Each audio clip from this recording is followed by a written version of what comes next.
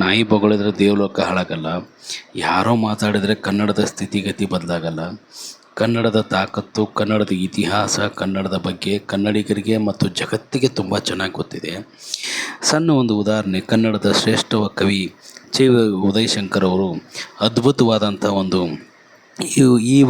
ಈಗ ನಾನು ಬರೆದಿರುವಂಥ ಒಂದು ಶಬ್ದಕ್ಕೆ, ವಾಕ್ಯಕ್ಕೆ ಅದ್ಭುತವಾದಂಥ ಒಂದು ಕನ್ನಡದಲ್ಲಿ ಉತ್ತರ ಕೊಟ್ಟಿದ್ದಾರೆ. ಕೇಳಿ. ತಂಗಾಳಿಯಲ್ಲಿ ಬೆಂದೆ ಏಕಾಂತದಲ್ಲಿ ನಾನೊಂದೇ, ತಂಗಾಳಿಯಲ್ಲಿ ಬೆಂದೆ ಏಕಾಂತದಲ್ಲಿ ನಾನೊಂದೇ, ಹಗಲಲಿ ತಿರುಗಿ ಬಳಲಿದೆ, ಇರುಳಲಿ ಕೊರಗಿ ಬಯಸಿದೆ, ದಿನವೂ ನಿನ್ನ